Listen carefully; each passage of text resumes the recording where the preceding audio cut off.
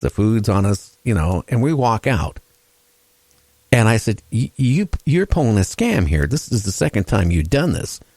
And I caught you in it. He goes, yeah. And I said, how much money do you have, Bob, in your wallet?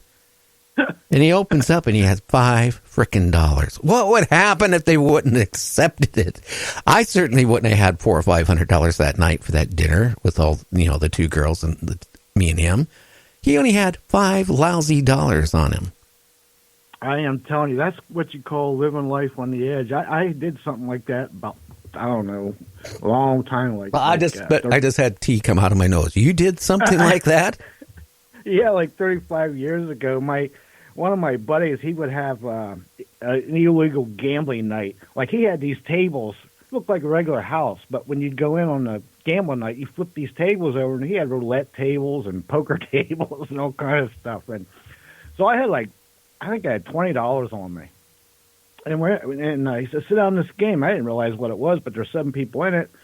You get one card, and you got to bet $20. If you stay in and you get beat, you got to match the pot. So that's $140 you got to match if you get beat, right?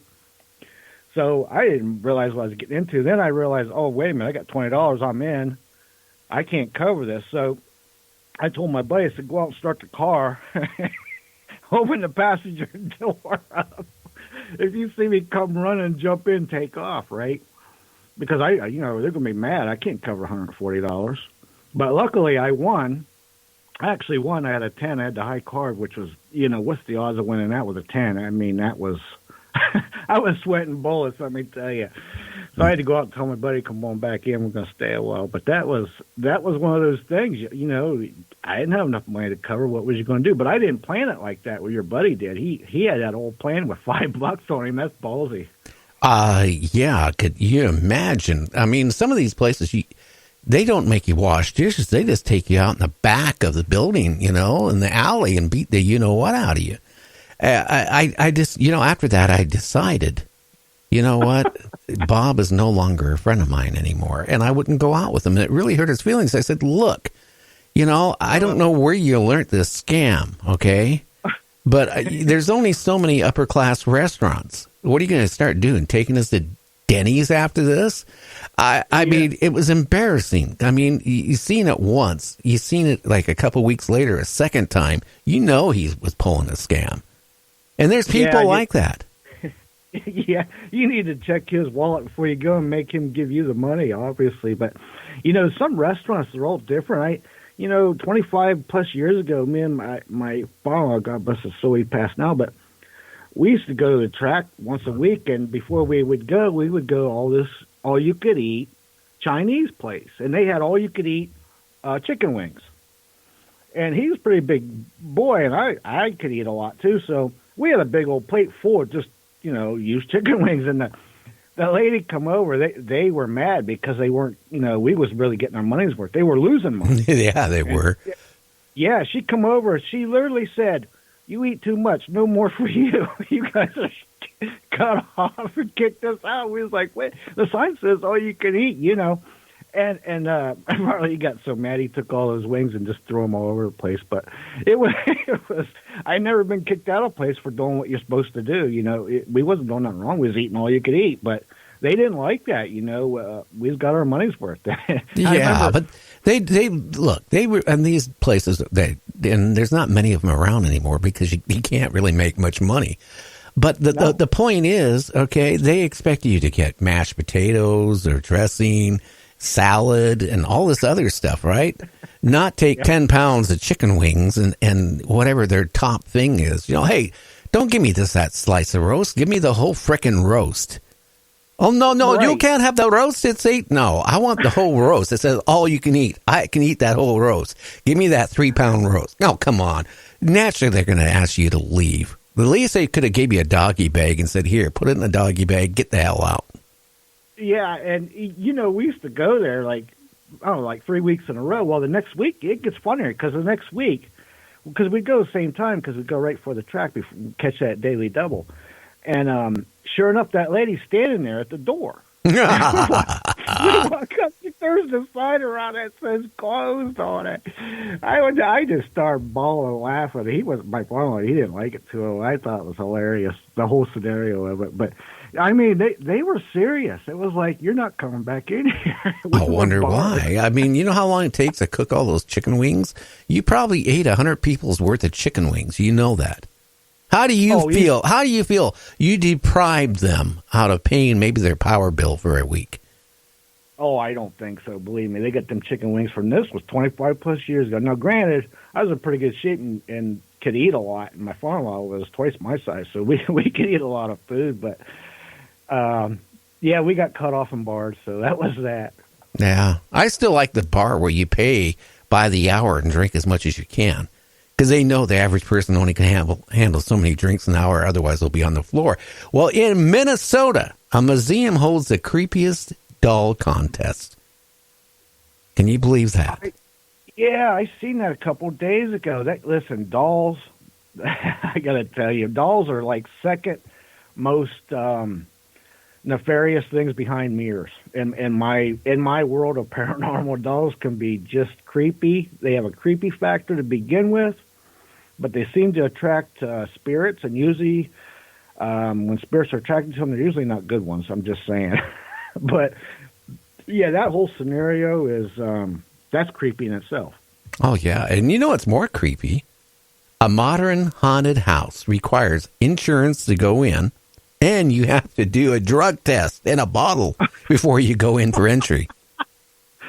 I mean, you got to start weighing the pros and cons of these places. I mean, you got one of them, you had to fill out 40 paper waiver, and now you got to urine before you go in, and to what? Because some of those places, they literally, I think, tie you up and beat you up and stuff. I mean, I don't know. It's not for me. It's getting out of hand. Somebody's going to get hurt one of these days, and it's going to be bad.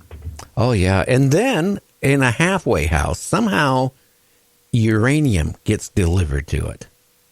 So then they have to have the hazmat team come, and then they condemn the place, and everybody has to move out of the halfway house. Oh my God! First of all, the guy that delivered that, he ought to be put in prison, because here's the thing: if uranium's getting shipped anywhere but some kind of a factory or something along those lines, and you deliver it, I mean, first of all, you should have common sense to think, wait a minute, is this a mad scientist? This doesn't seem right. Is it a terrorist? Why is it going to a house? That's crazy. Well, it comes down to, I'm reading more, that somebody in this Pennsylvania halfway house ordered 2 grams of powdered uranium for $12 from a Michigan company. I didn't even know you could buy powdered uranium. Now I guess you can. Wow. Wow, what were you going to say? You were going to say the S word, weren't you? No, I was not. I was going to say, what is next? I don't know what I was going to say, but it wasn't the S word. I'd never say the S word. You corrected yourself. I heard it. Yeah, I could say that in 5 or 6 languages. You kidding me? Oh, yeah. You wouldn't even know I was saying it. Have you seen the video? It's going around on Facebook and on YouTube. A guy has bugs in his yard. So he decides he's going to kill the bugs.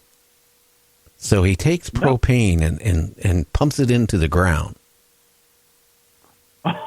And besides killing the bugs, he blew up his whole backyard.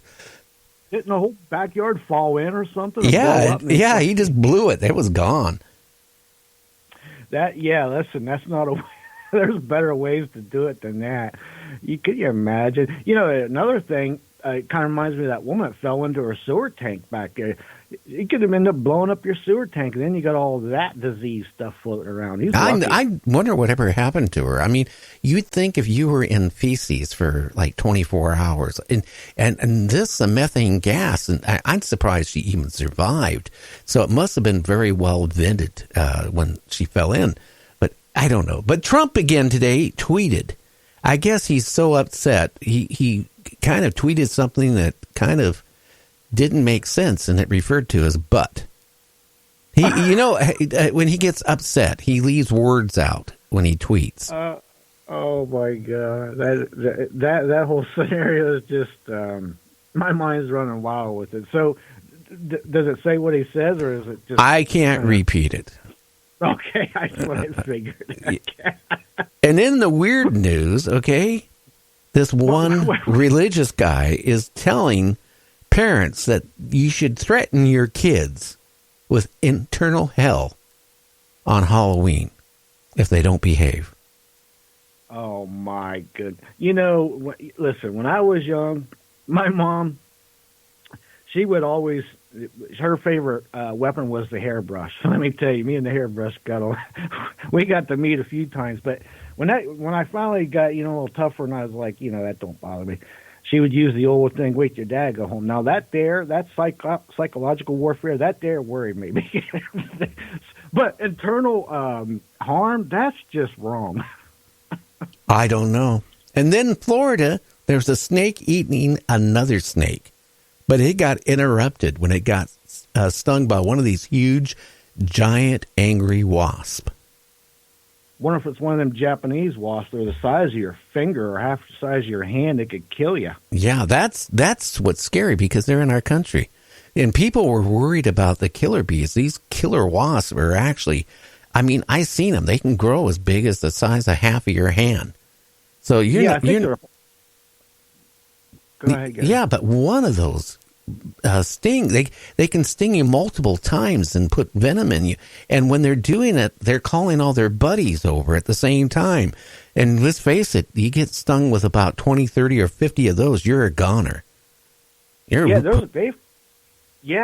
killed a lot of people, and those things are huge. I think they're hornets actually, and they're kind of like yellowish, brownish color. I've seen them on TV.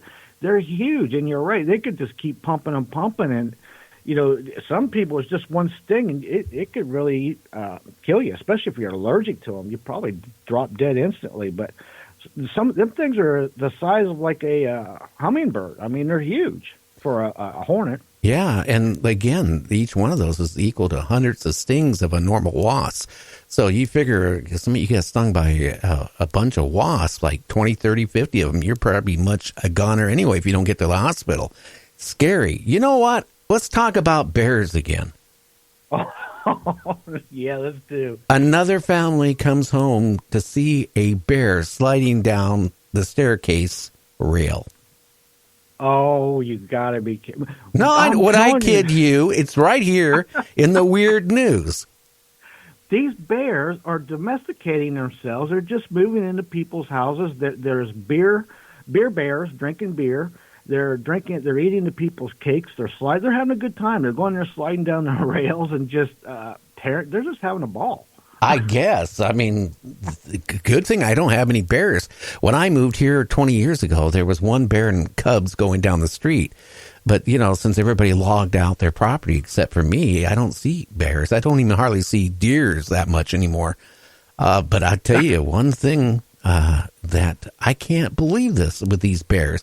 Breaking into people's cars, going in and stealing food out of the freezer in a garage. That what they were eating was kind of strange that time. And then how about the one that broke in and the guy had a case of beer and the bear opened up every can of beer and drank them all. And the guy comes home and here's a passed out drunk bear, on the floor of the garage. I know that would be a shock to your system. Like, you think you're in your home going out in the garage and maybe fiddle around a little bit.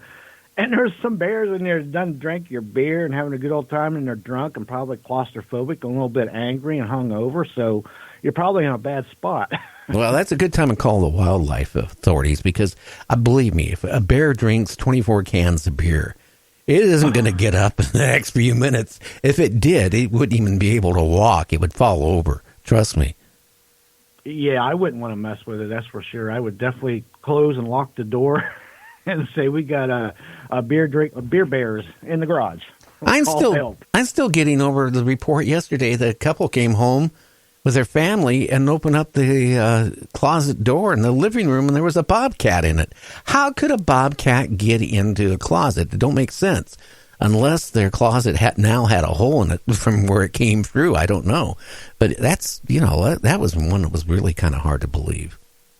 That is hard to believe. That's like where I live. We're not supposed to have bobcats, but my dad's got them trail cams, got 18 different ones filmed on it, and we're not even supposed to have bobcats, so figure that one out. Yeah, we don't supposed to have Bigfoot, too, but people keep running into them. Anyway, we're going to be back. Hopefully Sam will be with us, and we'll just talk to